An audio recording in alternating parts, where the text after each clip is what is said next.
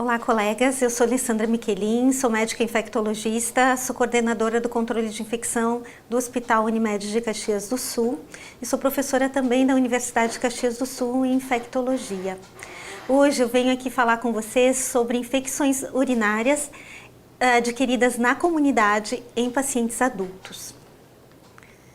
Como a gente pode acompanhar pelos slides, nós definimos a infecção em vários subtipos. Na verdade, a gente vai caracterizar primeiro um conceito básico do que é bacteriúria, do que é piúria e do que é bacteriúria assintomática.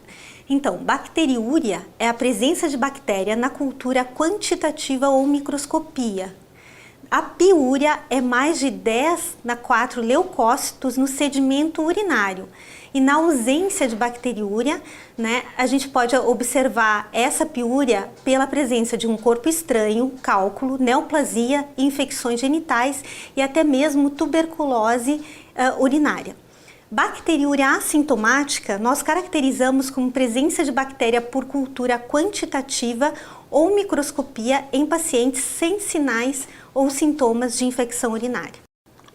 Ainda na patogênese do trato, da infecção em trato urinário, nós sabemos que a região uretral ela é colonizada por bactérias. Essas bactérias ascendem a bexiga e podem penetrar no uroepitélio e fazer ali, então, uma infecção urinária baixa, que geralmente ela se caracteriza como uma infecção urinária não complicada. Ela pode ascender pelos ureteres e chegar aos rins, fazendo uma pielonefrite. Muitas vezes ela causa outras lesões, como abscessos e lesão de também parênquima renal, causando até insuficiência renal. Então, na verdade, a gente tem a ascensão dessas bactérias pelo trato urinário, podendo fazer infecções urinárias não complicadas ou baixas e infecções urinárias complicadas. As infecções urinárias não complicadas são muitas vezes de fácil tratamento. As infecções urinárias complicadas, elas não se caracterizam só como pielonefrite, mas são outras infecções que também vão trazer o paciente, infecções de repetição que podem trazer o paciente à necessidade de uma internação hospitalar, ou então complicações que levem à necessidade de procedimentos cirúrgicos, ou mesmo até por uma obstrução. Nós temos ainda nos conceitos o que a gente avalia numa cultura e numa urinanálise. Então, na bacteriúria assintomática, como nós tínhamos falado, a gente tem presença de bactéria tanto na cultura quanto na urinanálise. Na cistite também, a pielonefrite e as infecções associadas ao catéter também. O que vai variar não é a presença da bactéria somente, mas são as sintomatologias associadas a esse processo. Então, na bacteriúria assintomática, nós não temos sintomatologia. O paciente tem a presença da bactéria na urina, mas não tem sintomatologia. Na cistite, ele já começa com as características de infecção urinária, que são frequência, urgência, disúria, Às vezes, eles têm uma pressão suprapúbica ou dor em baixo ventre e pode ter noctúria, incontinência, dependendo da situação do nosso paciente. A pielonefrite, ele vai ter essas características já com comprometimento maior sistêmico e principalmente aquela característica no exame físico que nós vemos do PPL positivo, da punho-percussão positiva.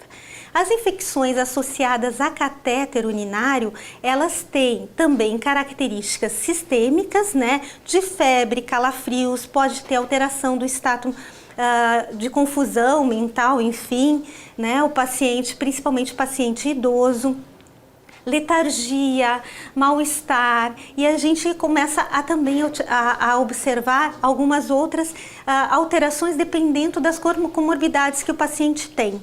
Por exemplo, principalmente hematúria, dor pélvica, desconforto, dor em flancos e o catéter presente, que é o que vai fazer a diferença das outras situações em que a gente não tem a presença do catéter. Quanto à incidência das infecções, nós temos principalmente de 20 anos até 79 anos, a maior quantidade de infecções em trato urinário de mulheres. No início da vida também as mulheres são mais prevalentes, na verdade elas são com poucas diferenças para homens somente a partir dos 80 anos. Então, pacientes da terceira idade, a gente começa a ver no trato urinário feminino e masculino mais ou menos a mesma incidência de infecção relacionada a esse trato. Na característica de um paciente suscetível, quer dizer, como é que ele chega a uma infecção urinária? Nós temos um paciente suscetível, e o que é esse paciente suscetível? É um paciente que ele tem fatores de risco, que nós vamos ver no slide seguinte. Então, para nós podermos ainda adiantar um pouquinho, por exemplo, se ele tem manipulação de trato urinário, se ele tem sonda vesical de demora ou manipulação de sondagem vesical, se ele é ativo sexualmente, ele é um paciente suscetível e aí ele fica colonizado em trato urinário, então muitas vezes ele tem uma bacteriúria assintomática. Para ele evoluir para uma infecção urinária, tem outros fatores individuais, que são fatores do nosso paciente, da resposta imunológica do nosso paciente àquela agressão daquela bactéria, ou mesmo a própria virulência. A gente não utiliza muito esse termo para bactérias, mas a gente pode relacionar a patogenicidade dessa bactéria. Bactérias mais patogênicas, né, ou que apresentam toxinas, favorecem então a infecção do trato urinário. E dependendo da capacidade de resposta, esse paciente pode apenas permanecer como uma bacteriúria assintomática ou então fazer a evolução para infecção de trato urinário. E a gente pode ver, né, que o risco de acontecer uma infecção de trato urinário, ela modifica conforme a idade. Então, em crianças, 19 a 22%, né, a gente encontra mais infecção em trato urinário e pielonefrite em 21% das crianças entre 5 anos. Mulheres, né, nós conseguimos avaliar 30 a 50% por ano, mais ou menos, de infecção em trato urinário, enquanto pielonefrite apenas em 9% ao ano.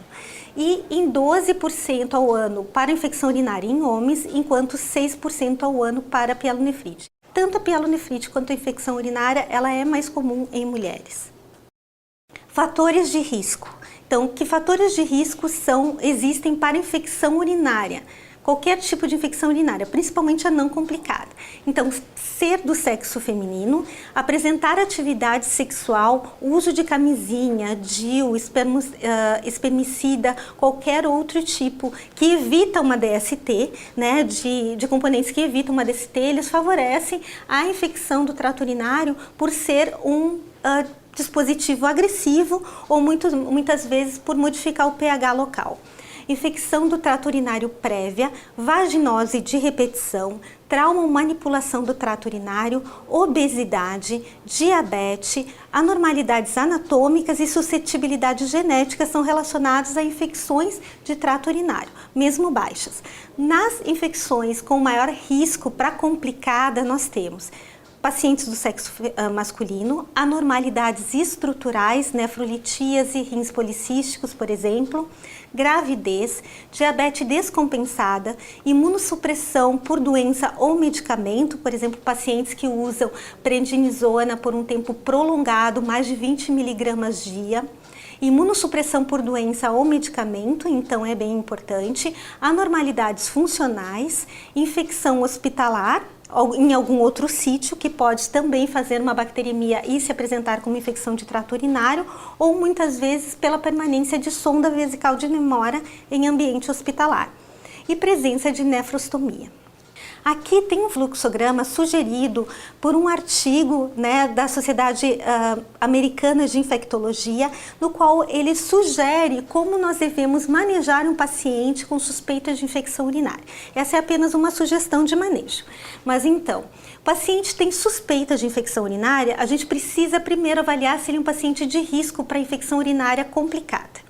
Se ele não apresenta fator de risco, então nós vamos tratá-lo como infecção urinária não complicada, sendo que a suspeita já ele vai ter aqueles sinais e sintomas de infecção urinária.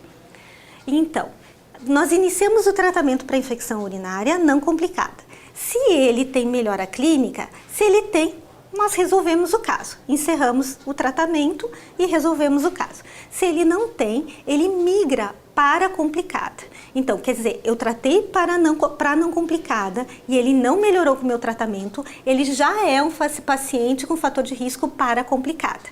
Então, eu migro para o manejo de complicada.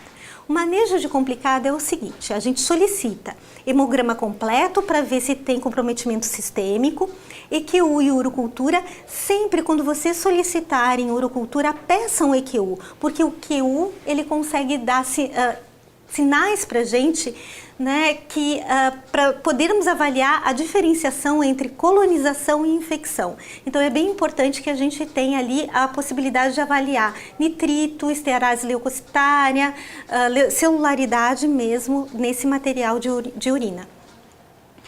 Além disso, além da urocultura, é bem importante pedir hemoculturas, porque se o paciente tem um comprometimento sistêmico, a presença de hemoculturas positivas é um fator que interfere na mortalidade do paciente. Então, pacientes com hemoculturas positivas quer dizer que eles são bacterêmicos, então eles podem complicar e evoluir mais fácil para o óbito que um paciente que apenas tem urocultura positiva. Então, a agressividade do nosso tratamento modifica. Além disso, então, de pedir exames laboratoriais, né, e de microbiologia, nós devemos pedir o exame de imagem, isso avaliado, o exame de imagem dependendo do que o colega achar que é necessário, uma ultrassonografia, se vai para uma tomografia ou se vai para um exame de ressonância, isso é da avaliação individual, e aí então nós iniciamos o tratamento. Daqui a pouco a gente já vai ver como são sugestões de tratamento para as diversas situações. E aí, iniciamos o tratamento e o paciente tem melhora clínica e laboratorial? Se ele tem, a gente termina o tratamento e orienta medidas preventivas se caso ele tem infecção urinária de repetição, né? Ou investigamos, prosseguimos com investigação para ver se ele tem algum fator anatômico que faça com que ele tenha essas infecções urinárias de repetição. Se ele não tem melhora clínica, então a gente precisa repetir o EQ e urocultura, porque o que pode ter acontecido? Aquela bactéria pode ter desenvolvido um mecanismo de resistência e ficado resistente à terapêutica que a gente forneceu para o paciente, né? Ou mesmo ser uma outra etiologia. Se ele estiver em ambiente hospitalar, ele pode ter adquirido nesse período, durante o tratamento, para essa inicial infecção urinária complicada, uma outra bactéria em ambiente hospitalar, e aí está tendo um outro processo de infecção. Uma coisa que é muito importante a gente avaliar desde o início é se ele tem algum padrão obstrutivo ou anormalidades estruturais. Nesse sentido, esse protocolo, né, esse fluxograma, ele orienta a avaliação de um urologista, mas a gente pode se valer da avaliação dos colegas urologistas e mesmo nefrologistas em qualquer momento da nossa investigação de infecção do trato urinário. Aqui a gente tem um slide que mostra do programa SENTRE, que foi um dos maiores programas mundiais que investigaram etiologia de infecções. Então essas aqui são as bactérias mais comuns na América Latina em infecções de trato urinário. E nós temos algo que a gente já imaginava, que era Escherichia coli como principal bactéria, né, presente de agente etiológico em todas as infecções urinárias, complicadas e não complicadas. Nós vemos ali outras enterobactérias. Então nós temos Escherichia coli, que é a nossa principal, mas temos também Klebsiella, proteus principalmente relacionados a cálculos urinários, enterococos bem presentes em pacientes em ambiente hospitalar, Pseudomonas aeruginosa, também presente em pacientes em ambiente hospitalar, Streptococcus do grupo B, mais comum em gestantes, Staphylococcus saprofíticos, mais comuns em pacientes com infecção urinária não complicada, a Klebsiella oxytoca, Enterobacter, Serrácea, e aí nós temos também no ambiente hospitalar outras bactérias como a Cinetobacter, Providência. Então, são principalmente enterobactérias envolvidas em infecções de trato urinário. Mas o que nós temos percebido, principalmente nos últimos 3 anos, é o aparecimento de bactérias, enterobactérias, mas mais resistentes, que nós chamamos de ESBL, que são bactérias, enterobactérias, produtoras de uma enzima chamada beta-lactamase, que faz com que inative antibióticos beta-lactâmicos ou penicilinas e seus derivados, cefalosporinas, né? Então a gente vê uma dificuldade no tratamento. Como é que você reconhece que é uma SBL? Geralmente no laudo da microbiologia, ele já fala para você que é uma bactéria produtora de beta-lactamase de espectro ampliado, ESBL, ele coloca entre parênteses geralmente essa sigla. Mas você pode perceber que ela é sensível a carbapenêmicos, ertapenem, imipenem, meropenem. Ela geralmente é sensível a aminoglicosídeos, a mica, muitas vezes gentamicina também, e algumas vezes ela é relatada a ciprofloxacina. como sensibilidade, mas nós devemos ter muito cuidado em prescrever uma ciprofloxacina para uma SBL. Ela só poderia ser usado, alguns autores falam, para infecções urinárias não complicadas, mas as complicadas nunca devemos usar uma ciprofloxacina, sempre um carbapenêmico. E aí, os carbapenêmicos variam, né, dependendo da escolha do colega. Nós geralmente orientamos o ertapenem, porque é um antibiótico que faz com que a gente não faça pressão seletiva para outras bactérias, como Pseudomonas e acineto, que ele não cobre. Então, a gente ainda fica com os carbapenêmicos preservados para essas outras bactérias. Mas fica na escolha do colega, né? Muitas vezes, se possível, usar um aminoglicosídeo, mas muito cuidado com a ciprofloxacina nessa situação. Só que o uso contínuo e frequente da ciprofloxacina na comunidade tem feito a geração dessas bactérias SBL na comunidade, o que tem nos assustado muito, que é você trata no seu consultório uma infecção urinária baixa com norfloxacina ou ciprofloxacina e daí logo depois, né, em pacientes que têm infecção urinária de repetição, então nas próximas semanas ou próximos meses, ele retorna então com uma bactéria mais resistente e que você não pode mais usar uma quinolona e muitas vezes vai ter que fazer internação hospitalar para fazer esse tratamento. Então, cada vez mais a gente tem pedido para os colegas preservarem as quinolonas para o momento ideal de usá-las e não usá-las mais para infecção não complicada na comunidade. A disúria em mulheres também é outra situação que causa muita dúvida. Nem sempre a disúria em mulheres quer dizer infecção urinária. Então a gente tem que investigar, porque na cistite é muito comum Escherichia coli, Staphylos saprophyticus, Proteus, Klebsiella. Esses sim vão necessitar antibióticos. Mas é necessário fazer um diagnóstico diferencial e ali nesse slide a gente consegue ver alguns sinais e sintomas que vão nos sugerir outras situações que também dão sintomas de disúria, como uretrite e vaginite. E aí o agente etiológico modifica. Né? Então, na uretrite nós temos clamídia, nós temos Neisseria gonorreia, nós temos herpes simples, muito comuns como agentes infecciosos, enquanto na vaginite é mais comum nós termos Cândida e Tricomonas. Por que é importante fazer esse diagnóstico diferencial entre elas? Porque o tratamento é totalmente diferente. Né? Então, para a uretrite e vaginite, se a gente for considerar esses agentes etiológicos dispostos nesses slides, o nosso tratamento com antibiótico de rotina não vai funcionar. Outra situação importante são exames complementares que vão nos dar dicas, né? Então, para que a gente possa acertar o nosso tratamento. Então, muito importante fazer o exame comum de urina, né? A urina de rotina, então a gente precisa avaliar o EQU como um todo, a presença de nitrito, estearase leucocitária e mesmo leucocitúria. A urocultura é extremamente importante para a gente poder ter o diagnóstico de certeza do agente etiológico. A gente também pode se valer do TSA, que é um teste de sensibilidade a antimicrobianos, que ele é complementar à urocultura e fornece outros antibióticos que são potenciais em tratamento. A hemocultura é muito importante e o exame de imagem, então, como nós falamos lá naquele fluxograma, ele nos auxilia também a notar processos obstrutivos ou mesmo avaliar anormalidades estruturais.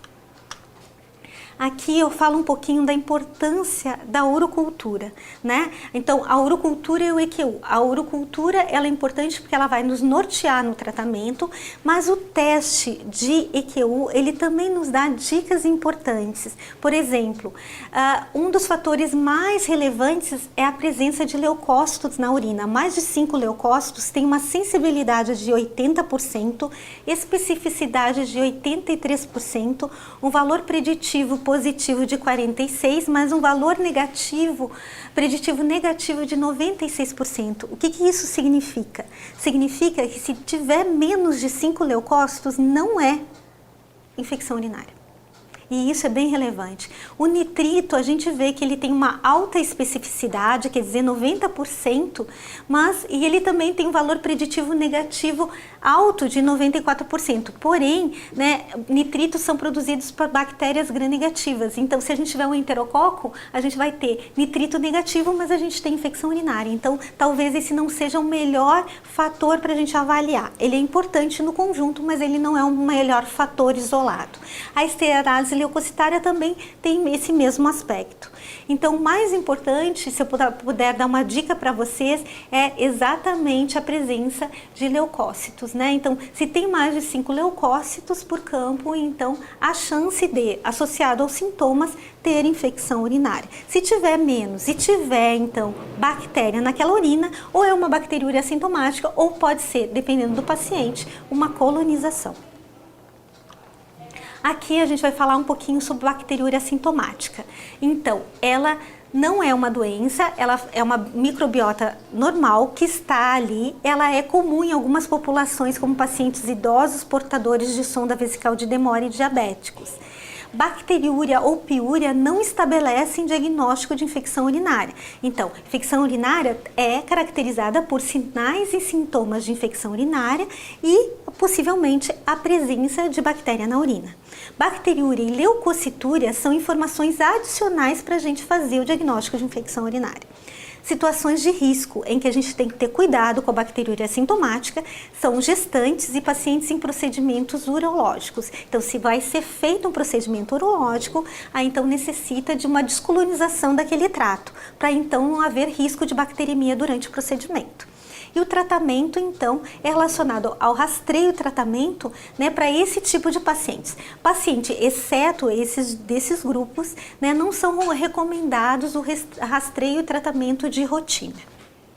Então, o tratamento da gestante. O sugerido na literatura, e ali embaixo no slide vocês podem ver a referência, então, são 3 a 7 dias de ampicilina. A sugestão é ampicilina, cefalexina, nitrofurantoína ou Bactrim, dependendo do trimestre que a gestante se encontra e da possibilidade dela usar. Geralmente a ampicilina é o que resolve a maior parte das infecções bacteriúrias assintomáticas, na verdade, né, e também infecção urinária nas nossas gestantes, né, da comunidade. Mas cefalexina tem sido um agente também bactericida bem potente para essas pacientes que são de alto risco para complicação. Tratamento pré-RTU de próstata, a recomendação da literatura é iniciar antes de procedimento e manter apenas se houver catéter por até 3 dias. A utilização do antibiótico pode ser escolhido entre sulfatri, né, sulfametoxazol trimetoprim, nosso conhecido Bactrim, ou ciprofloxacina. A bacteriúria relacionada a catéter, a principal medida é remover essa sonda vesical de Demore. Além disso, considerar tratamento de bacteriúria 48 horas após a retirada. Então, pode-se reavaliar essa urina, se ela mantiver infecção, aí então, né, se ela mantiver a colonização bacteriana, aí se pensa em tratar se for um paciente de risco. E pacientes transplantados, a gente sempre deve direcionar esse tratamento para o antibiograma. Não deve fazer ele de rotina com antibiótico terapia que a gente está acostumado a usar, mas sempre orientar conforme antibiograma. Aqui nós temos algumas sugestões de tratamento. Esse é um artigo, né, que foi publicado na revista de Ribeirão Preto, mas ele mostra muito da nossa realidade aqui de sugestões de tratamento para a infecção urinária que eles chamam baixa, alta, né, alta com uma certa complexidade e depois a de origem hospitalar. Então a gente pode ali ver sugestões de antibiótico terapia, como norfloxa, nitrofurantoína, cefuroxima, cefalexina e fosfomicina. Na infecção urinária por pielonefrite, geralmente é ciprocefuroxima e se tiver internação, então ceftriaxona.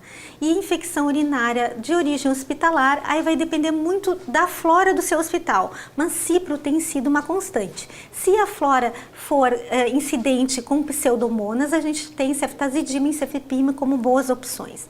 Ampicilobactam tem sido um agente que a gente tem considerado com uma certa frequência, por quê? porque cipro tem sido muito usada na comunidade, muitas vezes o paciente interna em uso de uma quinolona.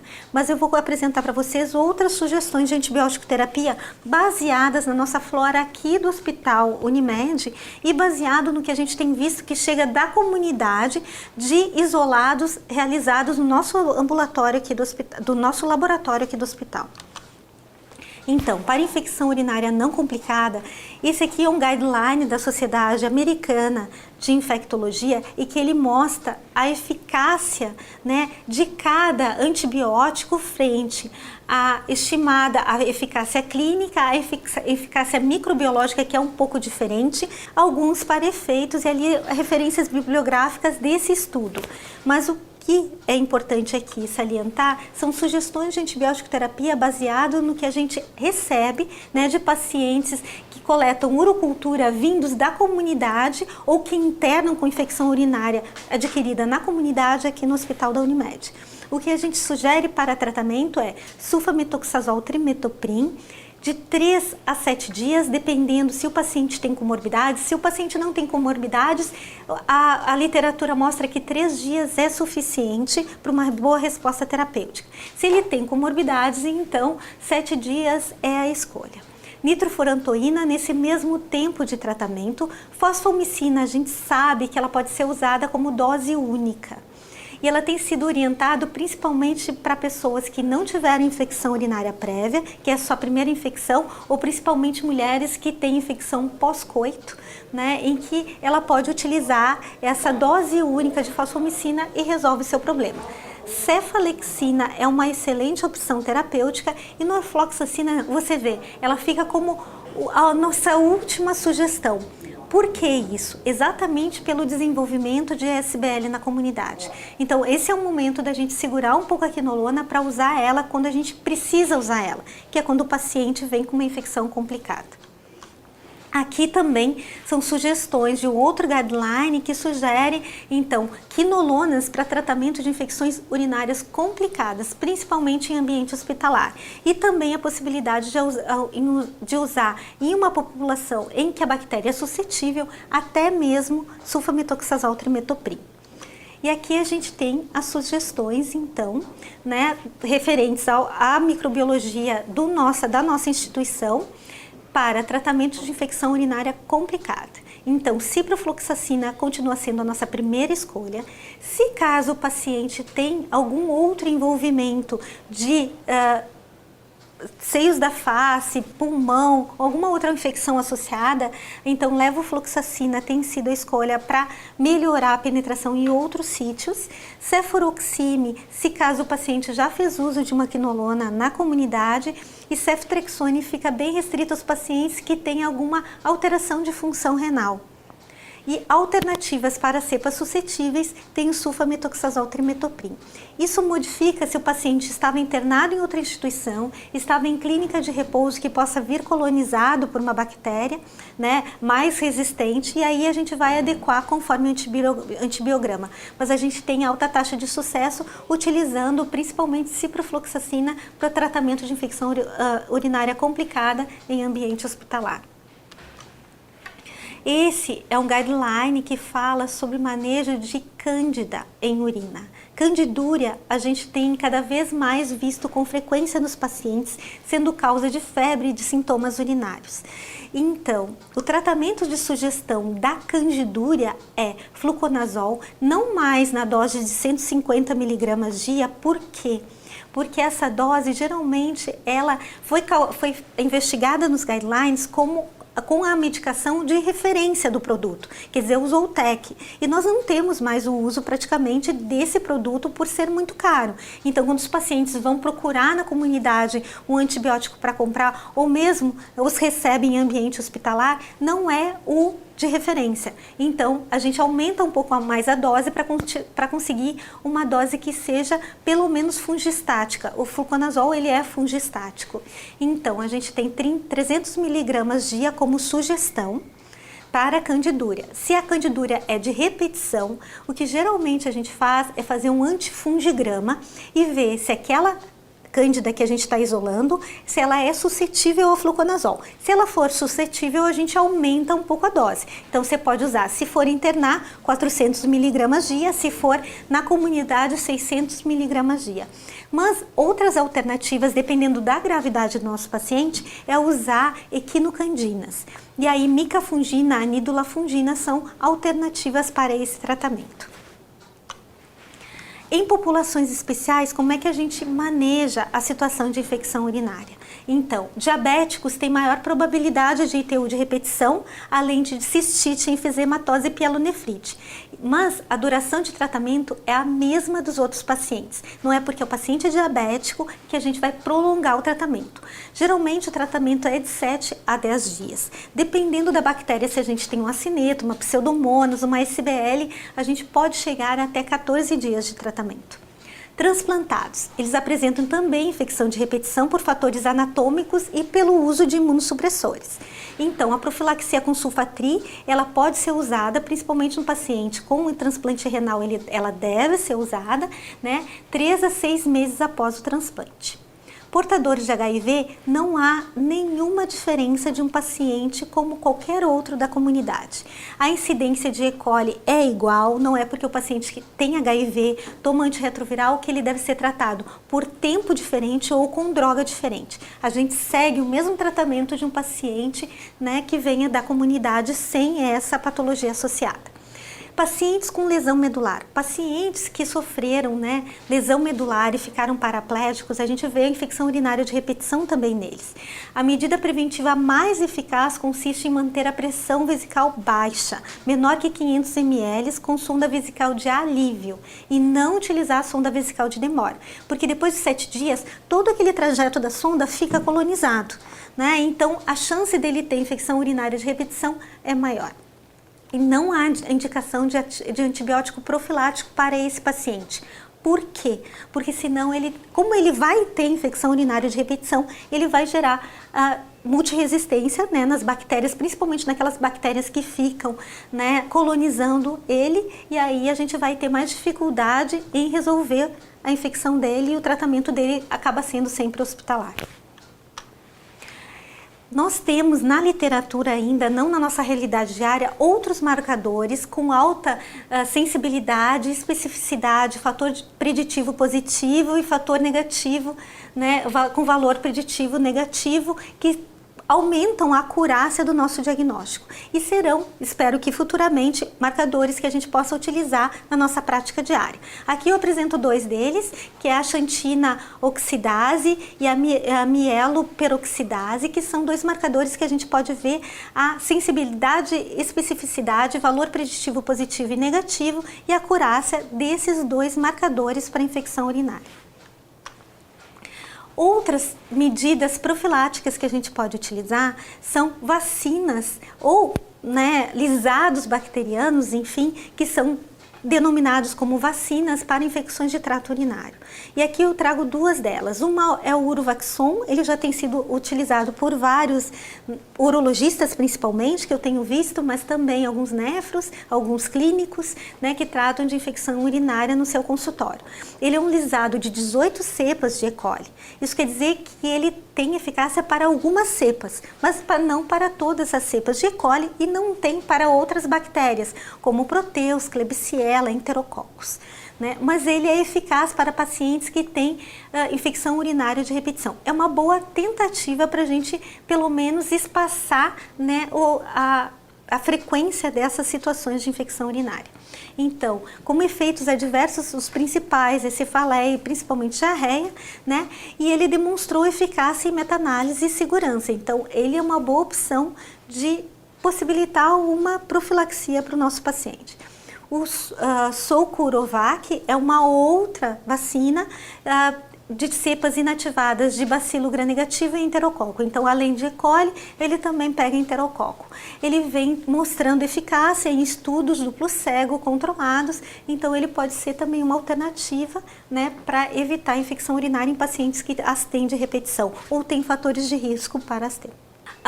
Curiosidades, então, que eu trago para vocês, para finalizar, profilaxia contínua, né? Nitrofurantoína e cefalexina mostraram benefícios principalmente em gestantes. Bexiga neurogênica, a gente questiona porque a gente sabe que é um problema o paciente ter infecção urinária de repetição, mas muitas vezes é melhor a gente tratar o agente e tentar utilizar situações, né, de profilaxia e cuidados de higiene, mas muitas vezes nós também nos valemos de profilaxia antimicrobiana e nitrofurantoína tem sido a mais eficaz. Profilaxia pós-coito, a gente tem sulfatri, sulfametoxazol, trimetoprim, nitrofurantoína como dose única que mostraram eficácia. Mas também a gente tem fosfomicina como uma possibilidade para isso. Reposição estrogênica tem mostrado anel vaginal de estradiol um benefício em mulheres pós-menopausa que fazem ITU de repetição. Cranberry pode inibir a aderência da E. coli, mas não há benefícios ainda evidentes. A gente sabe que muita gente utiliza, que muita gente indica a utilização de cranberry, mas ainda faltam estudos bons, robustos, para a gente ter uma força de indicação. Lactobacilos tem diversos aqui presentes para vocês poderem avaliar e buscarem estudos, né? Eles competem com bactérias, então eles diminuem a colonização de trato urinário, né? Mas ainda tem poucos estudos mostrando o real benefício.